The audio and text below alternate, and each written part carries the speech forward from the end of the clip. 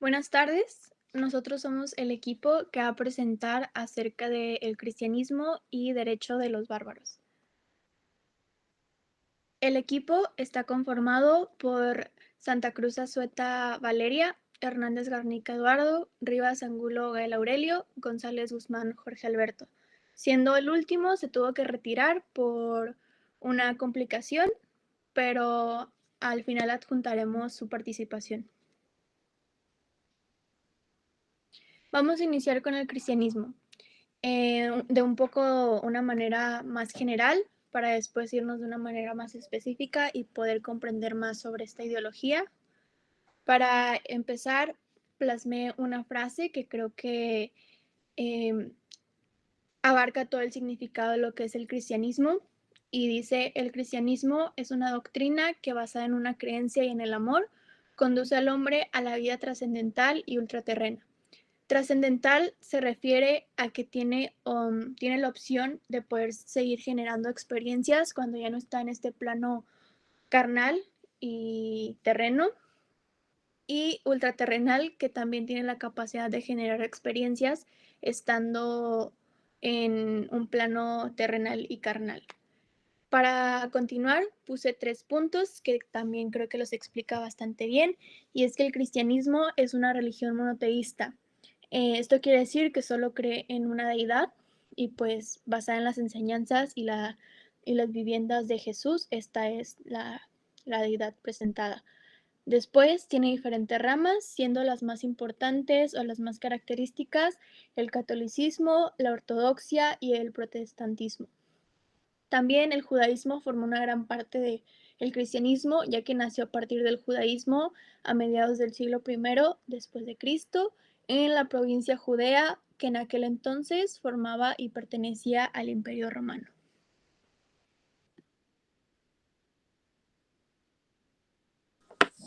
A continuación, yo les voy a hablar acerca de las creencias del cristianismo. Como primer creencia sería una que mi compañera acaba de comentar, que es una religión monoteísta. Esto que de forma que solo existe un Dios como tres personas diferentes, que es el Espíritu Santo, el Padre y el Hijo. Se corresponde con el misterio de la Santísima Trinidad. Como segunda creencia es que Jesús de Nazaret es el Mesías.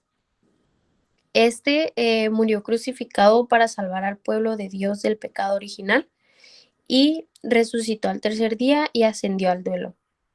Como tercera creencia es la divinidad, que es un ser creador que participa en su creación de manera activa. Y por último está la muerte, que se concibe como una puerta de entrada a la vida eterna. Para continuar, daremos un poco de contexto acerca del por qué se difundió tanto el cristianismo y el por qué las personas se adaptaron tan bien a esta creencia. Y como aquí lo explica muy brevemente, mucha gente estaba desconectada con los viejos credos basados sobre todo en la obediencia a los ritos y a las normas, pero con poco contenido espiritual.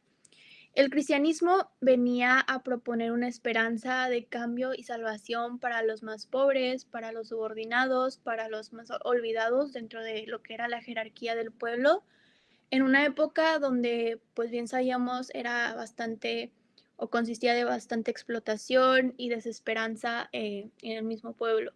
Jesús y sus seguidores predicaban sobre todo con el ejemplo de pues una vida sana, una vida solidaria y una vida pues, con valores, rechazando las riquezas y el poder rechazando las riquezas y el poder y pues estar entregando sus vidas a defender sus creencias y sus ideas.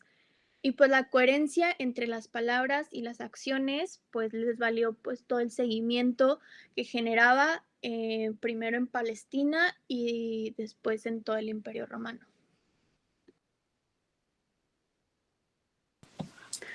A continuación les voy a hablar sobre las persecuciones a la religión oficial. Para empezar, estas persecuciones se eran más que nada de los romanos hacia los cristianos y los judíos. ¿Y esto por qué? Los romanos no podían distinguir entre cristianos y judíos debido a que ninguno de los dos anhelaban o adoraban las religiones de estos romanos, a pesar de que los romanos, ellos sí intentaban como implementar ese cristianismo a sus leyes, a sus leyes no, más que nada a su religión. Pero fue a partir de el reinato de Nerón, que se hicieron frecuentes las persecuciones contra Jesús en el año 64 después de Cristo. Y esto fue debido más que nada a que hubo un incendio, el cual una mayor parte de Roma que se quemó y en el que acusaron a todos los cristianos de que ellos habían tenido la culpa. Luego los cristianos lo que tenían era que no eran considerados, o sea, eran considerados aparte debido a que ellos no podían adorar a sus dioses. Los romanos tenían distintos tipos de dioses, los cuales consideraban superiores, mientras que estos consideraban que su único dios era igual a los dioses de los romanos, y los romanos lo consideraban en parte inferior. Y todo fue hasta que Constantino se convirtió en el cristianismo, convirtió el cristianismo y se convirtió en oficial. En su reinato hizo que este lo implementaran como una nueva religión, la cual pues podían llevar todos los romanos.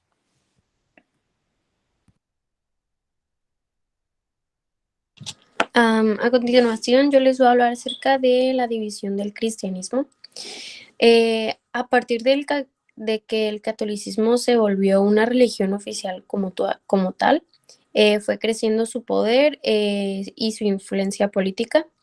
En el siglo XV, el sacerdote alemán Martín Lutero hizo una protesta contra el poder de los papas, acusándolos de alejarse de las enseñanzas de Jesús, que predicaba que no había que hacer tesoros en la tierra.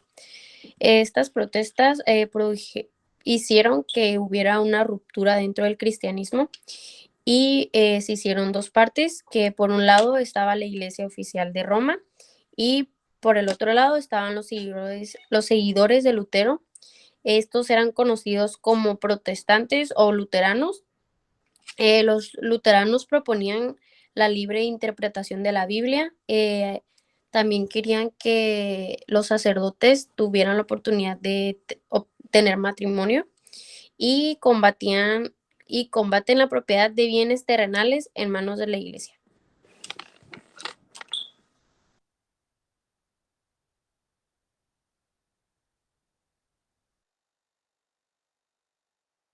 Estas son las diapositivas que iba a presentar mi compañero que se tuvo que retirar, pero como le comenté anteriormente, se van a insertar los clips de su participación al final de la presentación.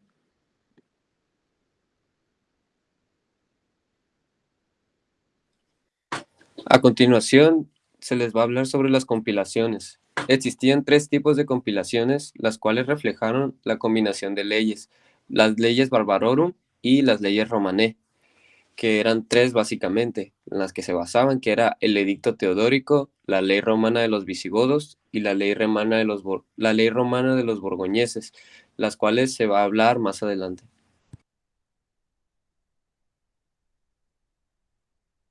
Yo les voy a hablar sobre el edicto de Teodórico. Teodórico era el rey de los ostrógodos y es un poco extensa ya que esta comprende 155 capítulos. Esta contenía parte de dos códigos, que era el código gregoriano y el código hermogeniano. Esta era en relación al derecho criminal y público en general y tuvo una duración efímera.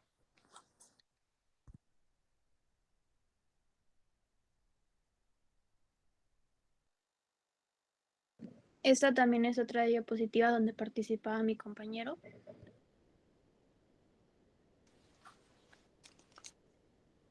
Igual les voy a hablar sobre la ley romana de los borgoñeses. La ley romana se promulgó entre 500 o 516 a.C., que era también promulgada por el rey Gundobado.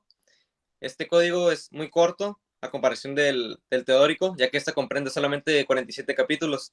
Está compuesto igual de dos textos, que son sacados del breviario de Alórico y de otras obras de derecho romano.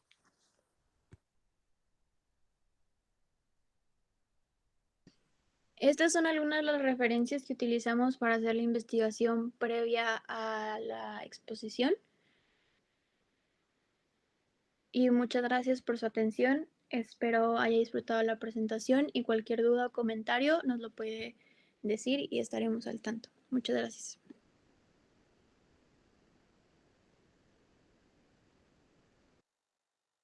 Ok, ahora procederemos a hablar sobre el derecho a los bárbaros, que por lo general,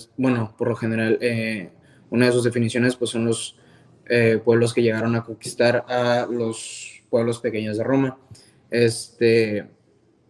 Su historia pues data del siglo VI, donde las naciones que invadieron el Imperio Romano de Occidente fueron nuevos reinos sobre sus ruinas. Como expliqué, pues son los nuevos gobernantes de las tierras. Como por ejemplo son los ostrogos en Italia o los borgoñones en el este de comarca. Pero en general los vencedores respetaron la ley de los vencidos, o sea, la ley romana. Cada pueblo conservó su organización judicial y su organización legislativa. Fue el sistema de la personalidad del derecho, y allí donde los bárbaros quisieron imponer sus reglas a los súbditos romanos que veneraban. Las leyes borbones tomaron adicionalmente las reglas del derecho romano, que actualmente son llamadas las leyes romané.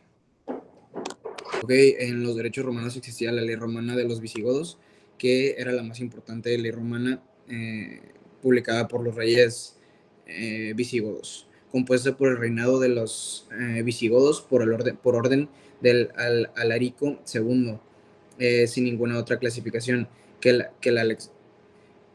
sin ninguna otra clasificación que la Lex Romana, aunque desde el siglo VI fue designada bajo el nombre de Breviarium Alirici.